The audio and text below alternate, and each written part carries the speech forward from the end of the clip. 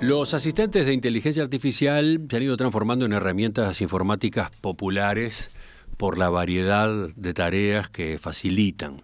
Ahora, ¿ustedes saben de dónde vienen los datos que alimentan a esas máquinas?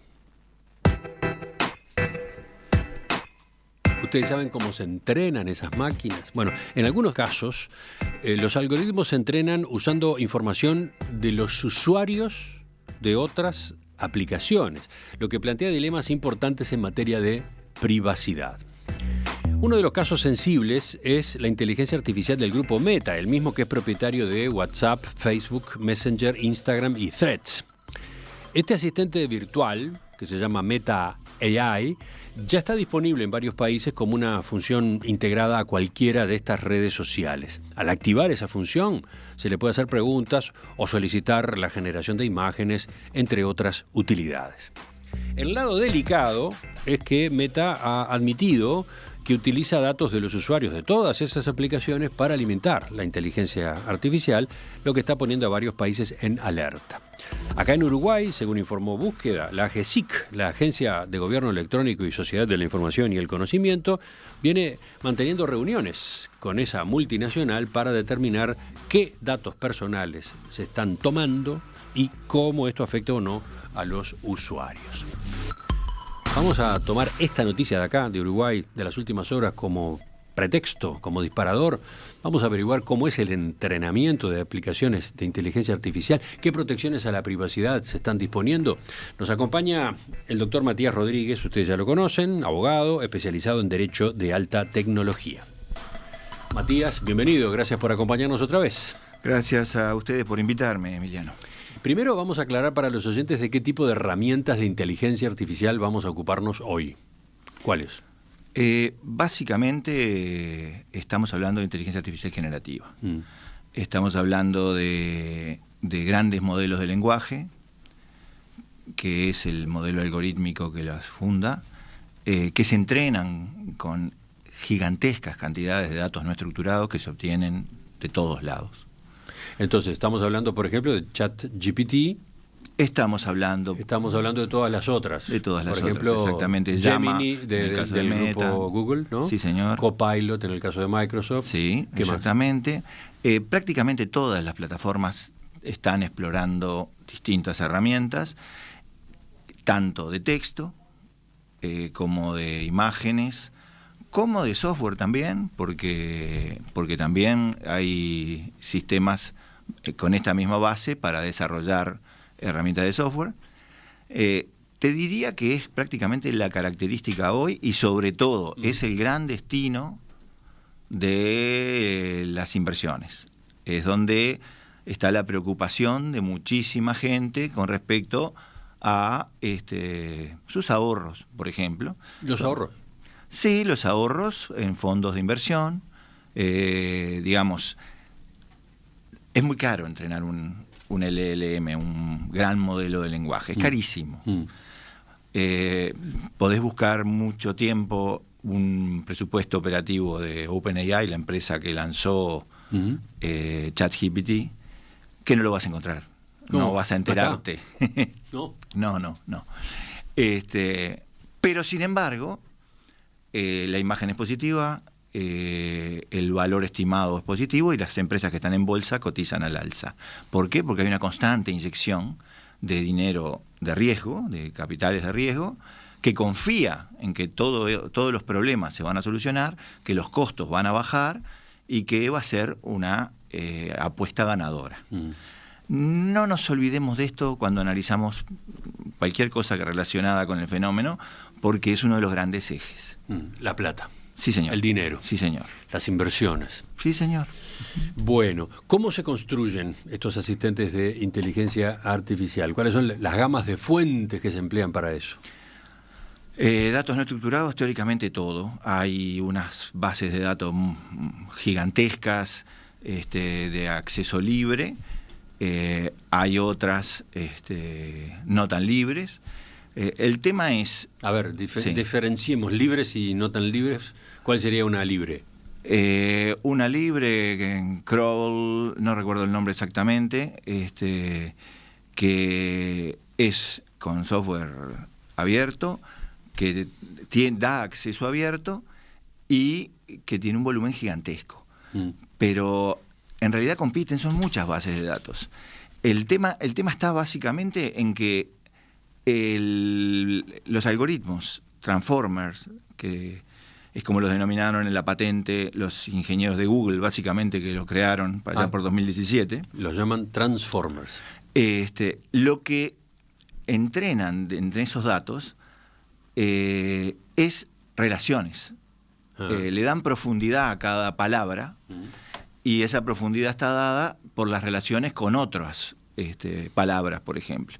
Eso se va incrustando en el token, se va incrustando en la unidad, y cada unidad te está dando información de cómo se relaciona con otras.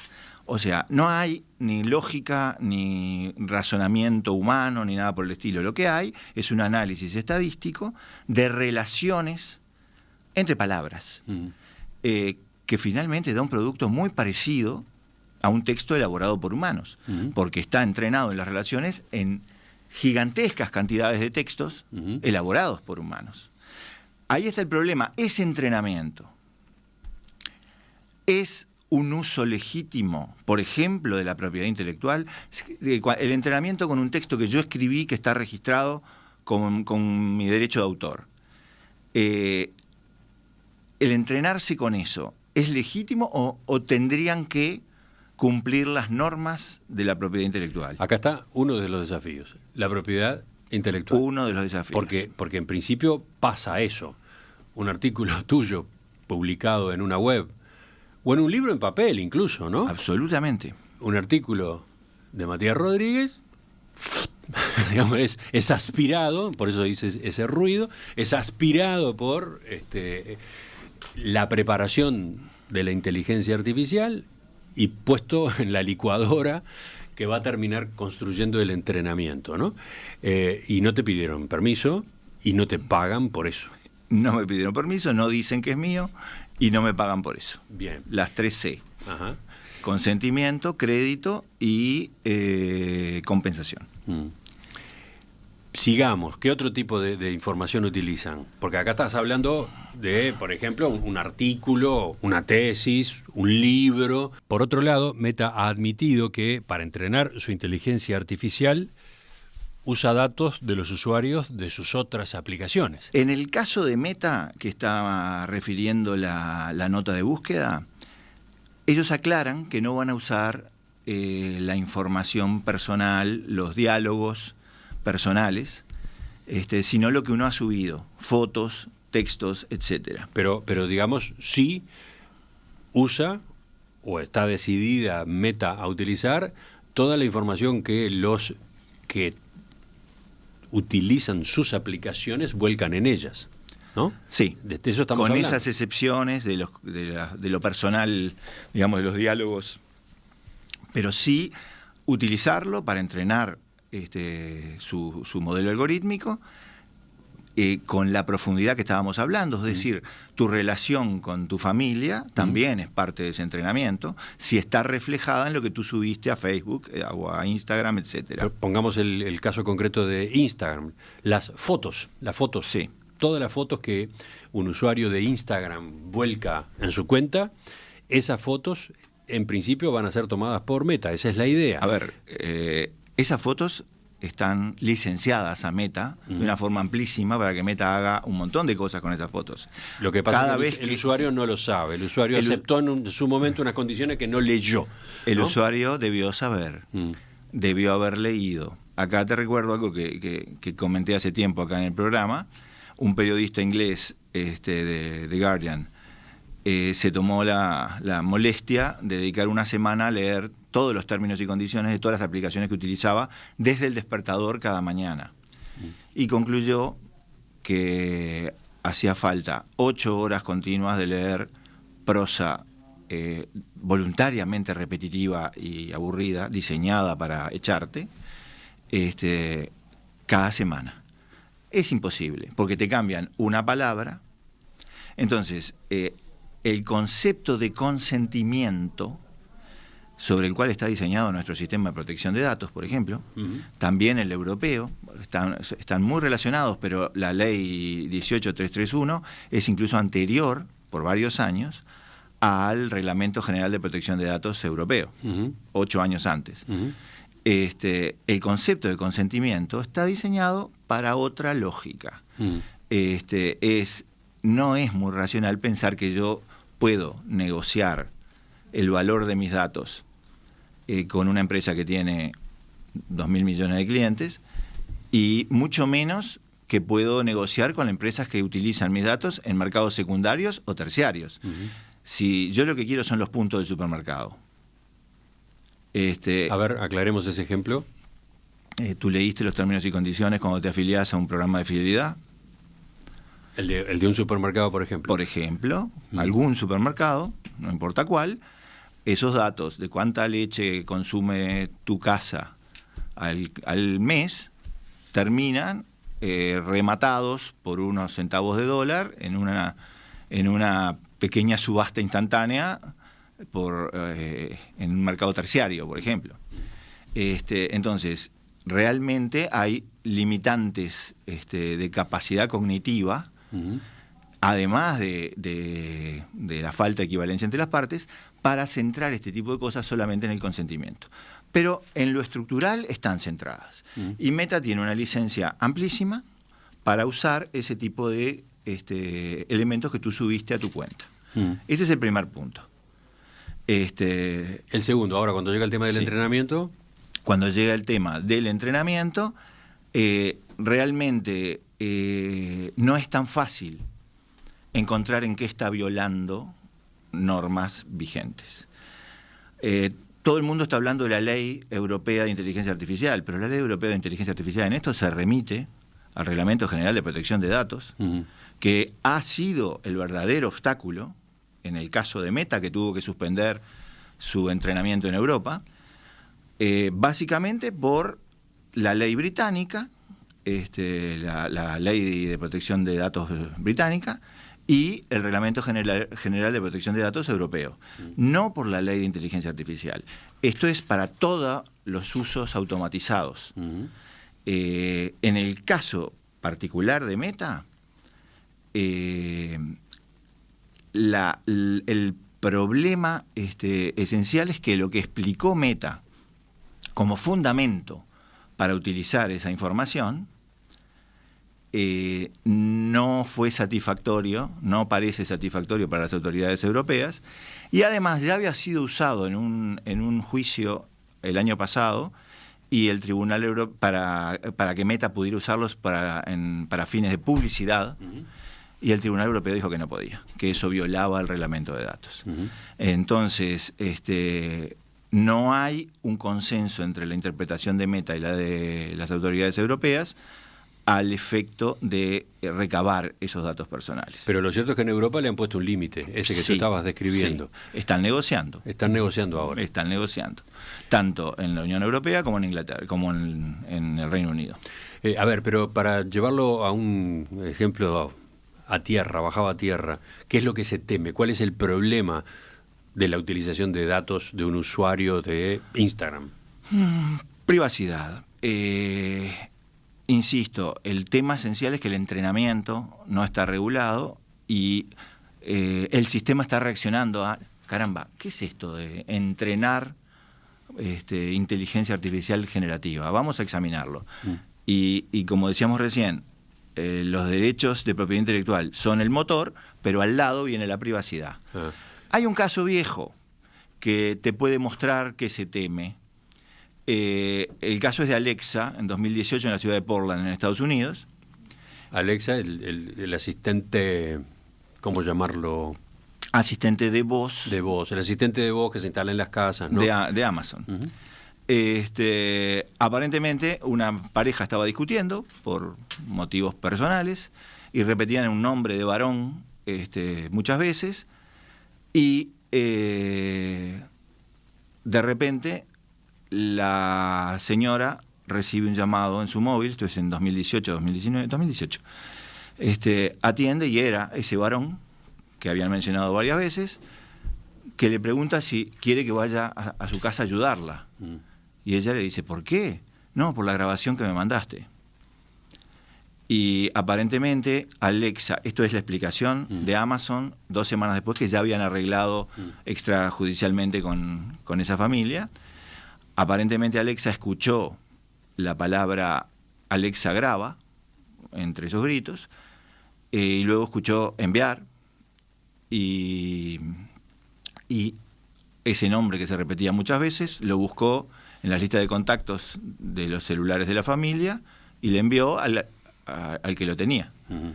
Este caso no fue muy ruidoso porque arreglaron rápidamente. Uh-huh. Ahora, hoy hay un juicio muy grande en California, iniciado por un ingeniero de nombre Henry Ye, contra Tesla, porque una cadena periodística internacional cubrió los grupos de WhatsApp de los empleados de esa empresa que compartían videos graciosos del interior de los vehículos o del exterior a través de las cámaras locales cuando estaban en jardines, etcétera. En el caso concreto que comentaban, en una piscina.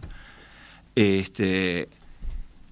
si tú analizas los términos y condiciones, como lo hizo un informe de Mozilla, de las marcas que tienen autos conectados, ves que se reservan el derecho de guardar datos genéticos, actividad sexual, etcétera, cosa que parece totalmente innecesaria en términos y condiciones.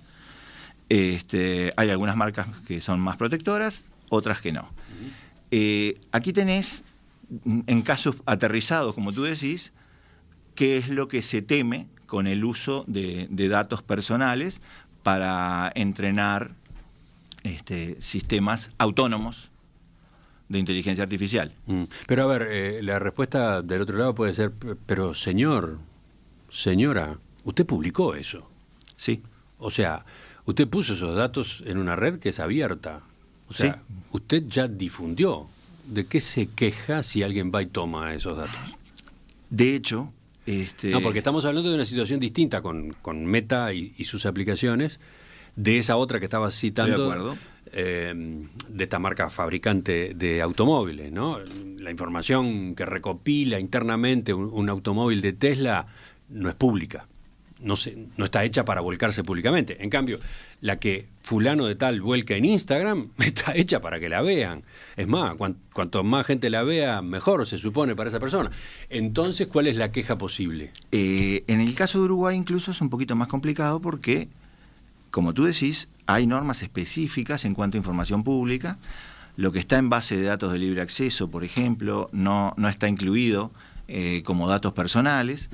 Todo esto es muy opinable, por eso estoy tratando quiero tener cuidado en no pisarle el terreno a los colegas que van eventualmente a trabajar de un lado y del otro y a redactar enjundiosos dictámenes interpretando normas que fueron diseñadas para otra cosa. Pero efectivamente estos son datos públicos, ¿no? Los que se ponen en Instagram son públicos. Bueno, los que se ponen en Facebook son públicos.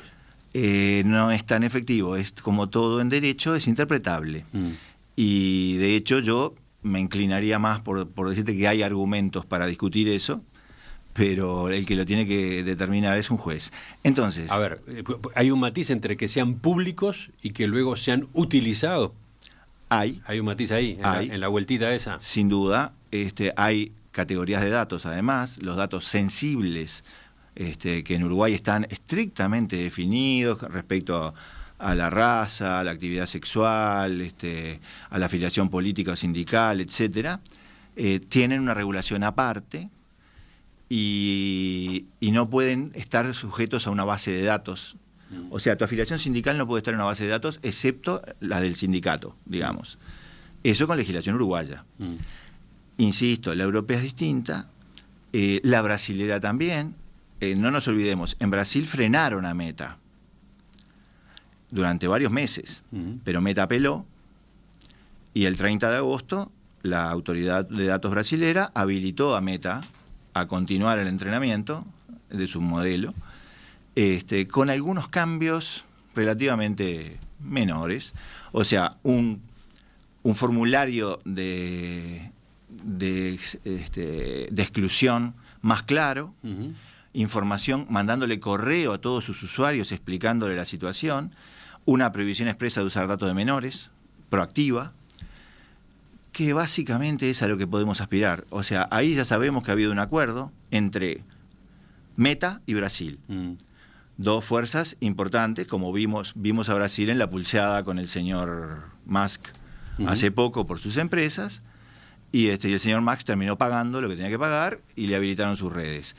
En cuanto a la otra fuerza en cuestión, hay una frase, para darnos cuenta del nivel de fuerza que tiene, de la española Nuria Oliver, que dice: de los 5 más grandes colectivos humanos de toda la historia, 3 le pertenecen a Mark Zuckerberg. O sea, Facebook, Instagram, WhatsApp, China e India. Hay 3 que le responden. Pero para ir completando esta parte, el grupo Meta deja a criterio del usuario de la aplicación, ¿le da la posibilidad de rechazar? Sí. En Europa el problema es que el formulario era muy confuso, dijeron las autoridades europeas y británicas. En Brasil aparentemente fue similar. Probablemente estas conversaciones que inició AGESIC y la Unidad de Protección de Datos, que es desconcentrada, con Meta, están buscando ese terreno. Una muy buena decisión, ir a dialogar con ellos y pero buscar esa negociación. Hoy, hasta ahora en Uruguay, ¿qué pasa? Hasta ahora, aparentemente, están usando datos que ni siquiera tenemos presente cuáles son. Se los van a explicar a la unidad de control de datos personales. ¿No pidieron ningún permiso? No pidieron ningún permiso, ¿no? No, yo uso alguna de esas aplicaciones y o me distraje o no estuvo ese pedido. Esas aplicaciones te avisaron en forma genérica que cambiaron su política de privacidad. Y tenías que ir a leerla y aceptarla. Ahora entendí. Ese es el gatillo. El gatillo aquí ha sido el cambio de política de privacidad. Brasil amenazó con invalidar la política de privacidad, ordenó suspender eso, y finalmente, finales de agosto, el 30 de agosto, tras un recurso presentado por Meta, llegaron a un acuerdo. Va a continuar en Brasil. Probablemente en Europa pase algo parecido. Y acá te agrego una cosa. El 20 de enero, creo, en enero de este año, un juicio que había iniciado el año pasado, la propia Meta, contra una empresa israelí, Bright Data,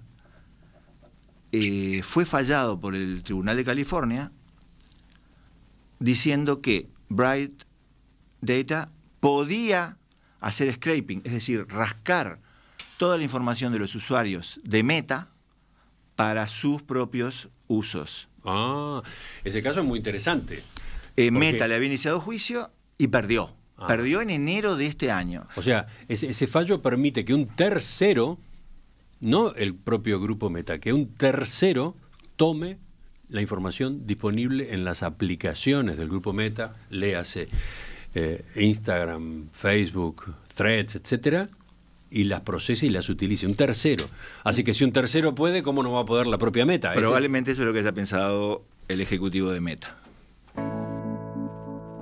La última pregunta para cerrar esta parte de la conversación, Matías. En el formulario que ahora supuestamente tiene que poner de manera más nítida y más clara, más entendible el grupo Meta.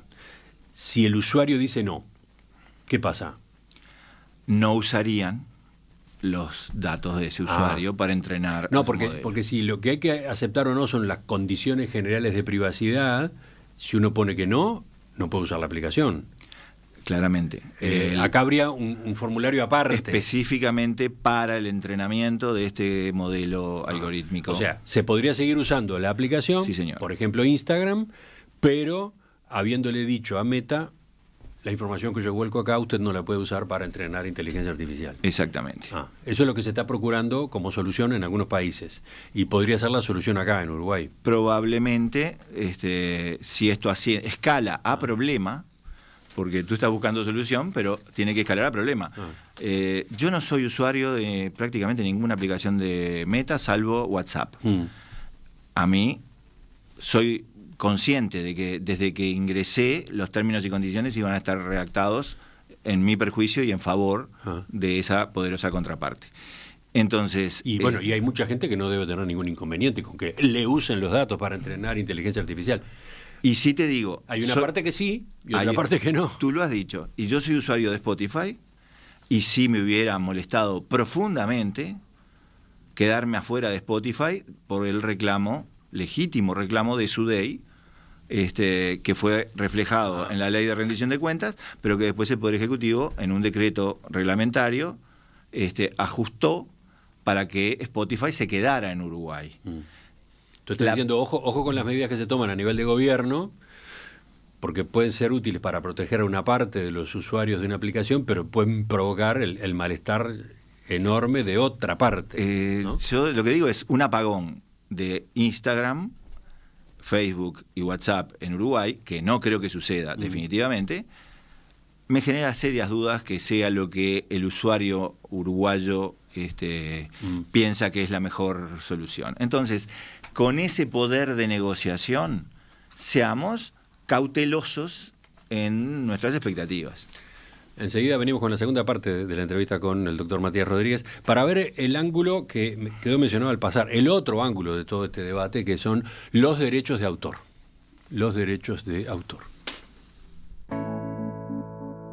Los asistentes de inteligencia artificial, por ejemplo, ChatGPT, por ejemplo, Gemini, por ejemplo, Copilot, ¿cuántos más? Una decena más te podría mencionar. Bueno, esos son el tema en la entrevista central de hoy, sobre todo porque más allá de las ventajas que tienen y que muchos están aprovechando, implican también desafíos a la hora de su entrenamiento, a la hora de prepararlos. Por ejemplo, en cuanto a utilización de datos personales, de usuarios de aplicaciones, o en cuanto a la utilización de textos sobre los cuales en principio rige propiedad intelectual. Lo estamos desmenuzando esta mañana, estamos con Matías Rodríguez, abogado, especialista en gestión de telecomunicaciones, especialista en derecho de alta tecnología. Matías, dedicamos la primera parte de esta entrevista a poner el foco en la utilización de datos personales. Ya quedó claro que es un terreno enormemente ambiguo. Un terreno enormemente resbaloso. Sí, porque incluso tiene otras aristas, ¿no? Alguien cuando publica una foto en Instagram, de hecho, muchas veces está publicando imágenes de terceros a quienes no le pidió el consentimiento, ¿no? Exactamente, y expresamente Meta en su cambio de política de privacidad incluye la utilización de esa información de terceros que uno sube a sus redes. Este aspecto es pero bien jugoso, teniendo en cuenta lo otro, ¿no? La reacción que puede haber de algunas personas que digan, no, pero mis datos, lo que yo pongo en mis redes, ¿cómo los va a utilizar Meta para entrenar sus aplicaciones de inteligencia artificial? Pero señor, usted en sus redes metió a otra gente sin haberle pedido permiso y la expuso, ¿no? En fin, bueno, pero... De eso hay un dato interesante. En el 2023, primero Microsoft y luego Google anunciaron que iban a indemnizar a todos los que fueran perjudicados por utilizar sus datos que habían subido en entrenamiento de sistemas de inteligencia artificial. Ajá. Por un lado, muchos aplaudieron, por otro lado, otros dijeron, perdón, desmenucemos esto. Indemnizar requiere que a mí me hagan un juicio y que yo les tenga que avisar que me están haciendo un juicio y que comparezca Google a defenderme y de última que Google pague. Pero no es que van a pagarme a mí por usar esos datos.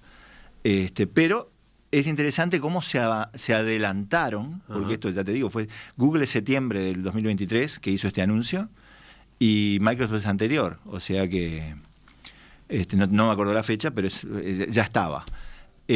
O sea que se adelantaron a ese fenómeno de un tercero que reclame contra ti, porque sí, todos subimos datos que involucran a terceros. Vayamos a los derechos de propiedad intelectual.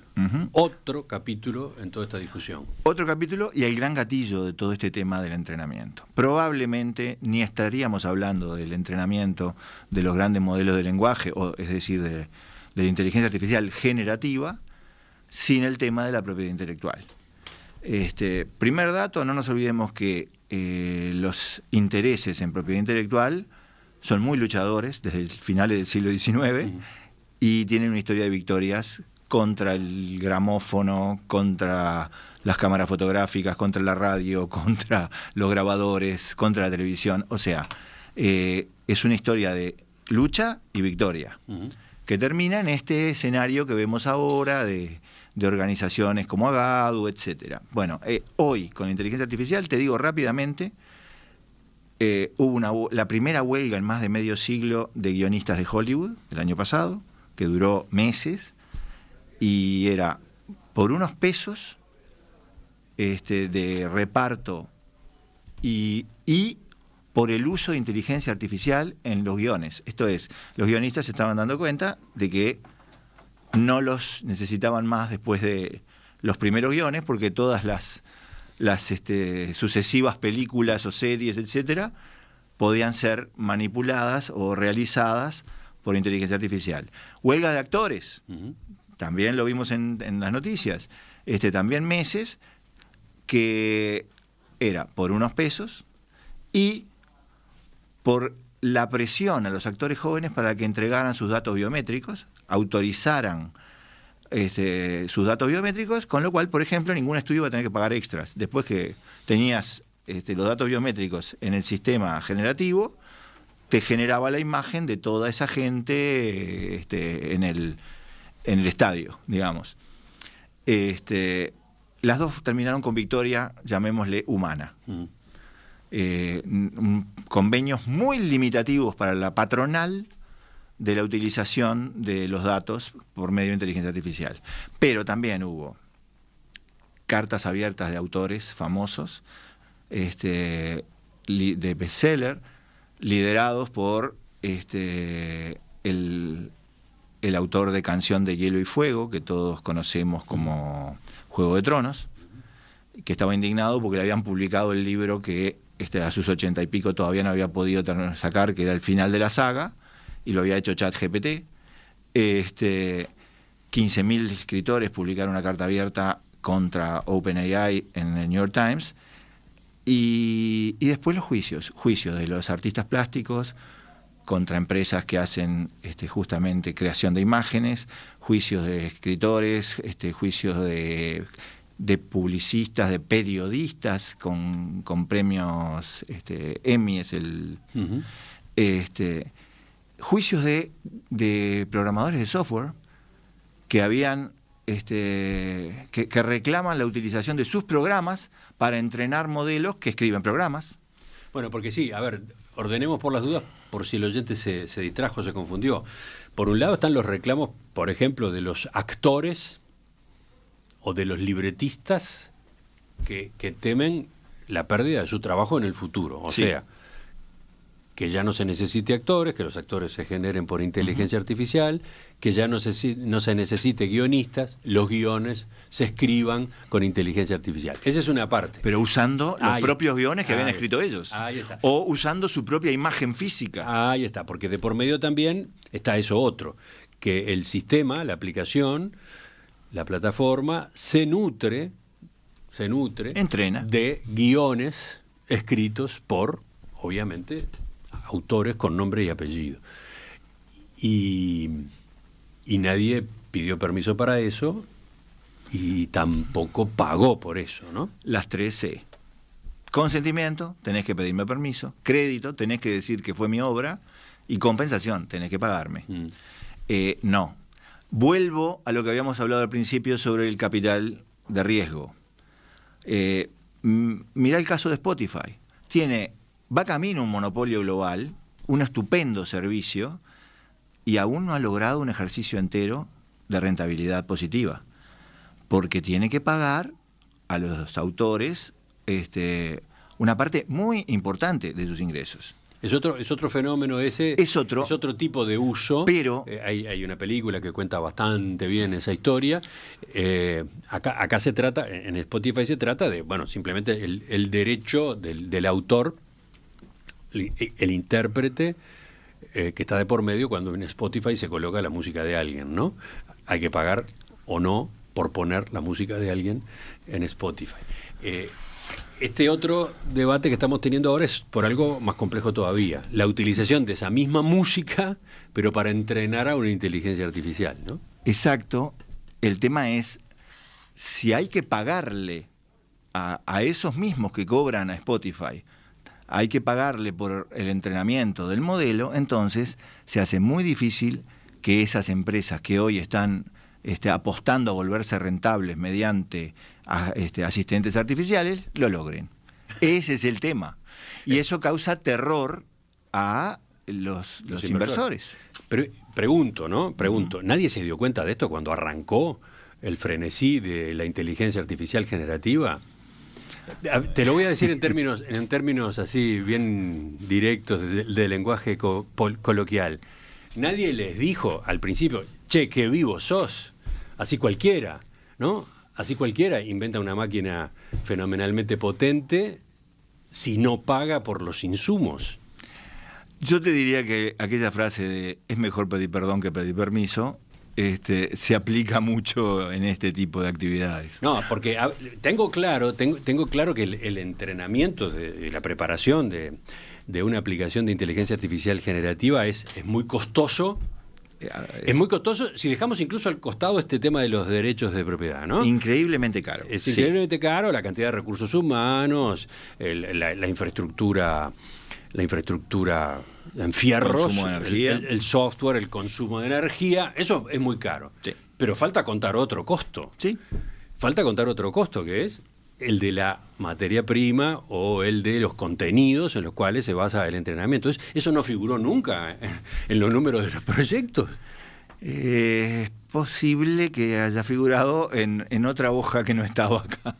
Como en todo lanzamiento, yo no me acuerdo si era, creo que era de Google, pero no estoy de acuerdo, no estoy seguro, cuál era la empresa que tenía un viejo moto, un viejo lema que era moverse rápido y romper cosas. Ajá. Era una de estas, de las grandes de Internet. Bueno, se mueven rápido, rompen cosas y después si pueden las arreglan. Pero es algo que no podemos ignorar. Un dato interesante que me quedó pendiente del lío de los derechos de autor es que en esta semana fueron los premios Grammy. Uh-huh. En este año el protocolo para los premios Grammy cambió y solo pueden competir obras humanas. Y esto me lleva, sé que no es exactamente el tema, Estamos pero hablando de los sí. premios de la televisión.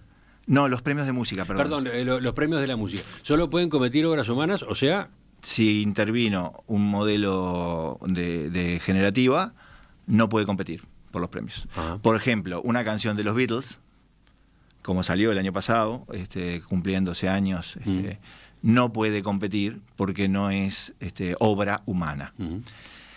Y acá hay otro dato que no es de tu pregunta, pero es interesante tirarlo, que es en este momento hay un proceso penal en Estados Unidos contra un señor que recaudó más de $10 millones en royalties musicales, porque con inteligencia artificial compuso cientos de miles de melodías o de canciones, y con bots, cientos de miles de bots, las hizo escuchar gratuitamente en los sistemas como Spotify. Ajá.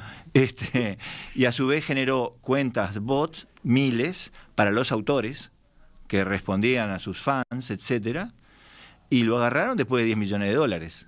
Este es el rey de los vivos. Fue robando por todos lados. Ponen el nombre propio en las noticias, o sea que enojó a mucha gente. Mira, acá tengo algunos comentarios de la audiencia. Agrego y cerramos. Dice que el problema se da con la inteligencia artificial generativa para consumo final. Porque si yo entreno con información de la cual soy propietario a una plataforma de inteligencia artificial, entonces no tengo el problema de propiedad intelectual. y eso está bueno puntualizarlo porque también existe. O sea, hay aplicaciones de este estilo, asistentes de inteligencia artificial, no sé cómo llamarlos, indoors, ¿no?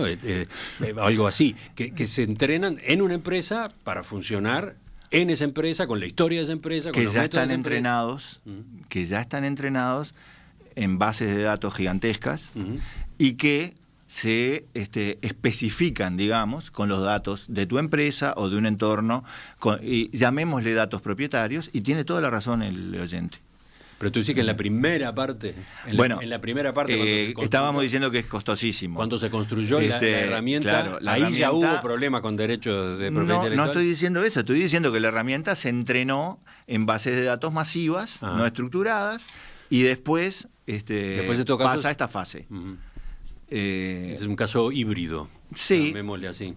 Pero está muy bien apuntado que si vos tenés los derechos de los datos que estás utilizando, no se generan estos problemas, claramente. Matías Rodríguez, gracias por acompañarnos otra vez con comentarios, explicaciones, contexto de estas noticias que aparecen y que tenemos que ir entendiendo. Gracias a ti.